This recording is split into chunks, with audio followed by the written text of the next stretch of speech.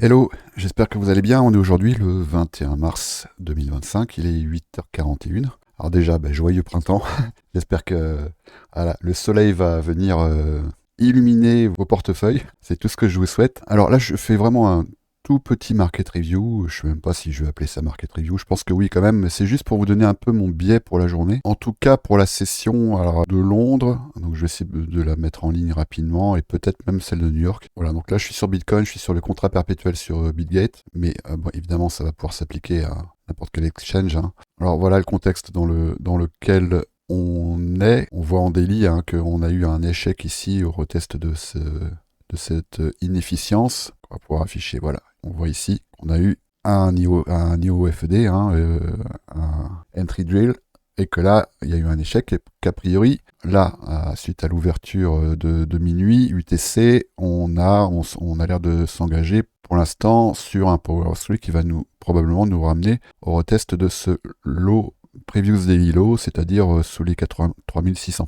Par contre, ce que j'ai pu observer, et je pense que ça va pas être loin de constituer mon biais pour la journée, alors évidemment tout ça s'invalide, c'est qu'on a un breaker ici, et moi je vous invite à prendre avec beaucoup de sérieux les breakers en H1 sur Bitcoin, parce que la plupart du temps ils se révèlent vraiment efficients. Qu'est-ce qu'on a ici comme confluence? On a donc le Previous Daily Low, ici, qui est donc à 83 614 sur Bitgate, et on a juste en dessous une belle confluence, alors je vais le renoter ici, sur ce breaker, H1, le voilà. Et si après je vais voir un petit peu dans les plus petites unités, on voit qu'on a ici une petite inefficience là.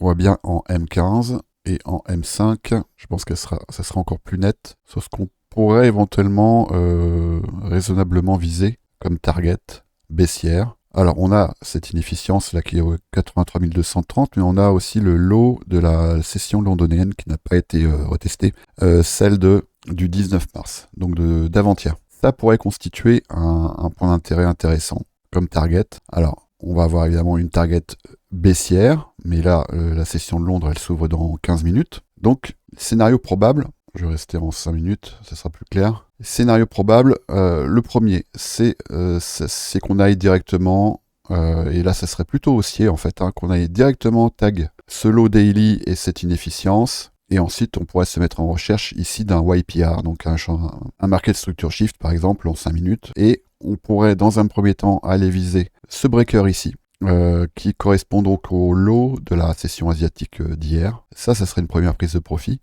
Et moi, dans ce cas-là, je pense que un objectif raisonnable, ce serait ce relative equal high. Donc, en gros, ça va correspondre au high de la session asiatique, 84 800. D'autant qu'on a juste au-dessus, voilà, une belle inefficience en H1. Donc, évidemment, prise de profit ici et après observation. Soit évidemment ça rejette, et auquel cas ça nous emmène plus bas, et pourquoi pas, il faudra l'acter. Soit on se mettra en recherche ici de la constitution d'un BPR, d'un IFVG, c'est-à-dire que on observera le comportement du prix au contact de cette imbalance. Ça c'est plutôt mon biais privilégié. L'autre option, ça serait que ici, donc à 9h, enfin 3h heure de New York, 4 heures de New York, c'est vrai qu'on n'a pas encore changé d'horaire, donc on n'a que 5 heures de décalage. Il pourrait y avoir au tag juste ici du low daily, un retest du breaker M5 pour ensuite aller plus bas.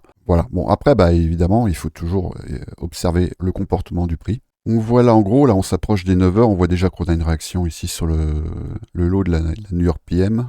C'est celle du 20 mars, donc c'est celle d'hier. Ce qui est normal, à chaque fois qu'un point d'intérêt est tag, il y a souvent une réaction du prix parce que ça correspond à des zones de stop, donc à des zones de rachat. Quoi dire d'autre? Bon, en gros, voilà un peu mon biais, et toujours mettre ça sous le prisme prendre un peu de recul, et en gros, on voyait que en daily, on voit ici la petite marque que j'ai indiquée, donc ça nous engagerait vers, à mon avis, un Power 3 avec l'ouverture ici, une séquence de manipulation qu'on a eu là, et après, moi je pense qu'on va venir tag ce niveau, et chaque chose en son temps, on verra après ce que le prix va délivrer pour cet après-midi. Mais dans un premier temps, voilà, en intraday, ça sera plutôt mon play pour la journée.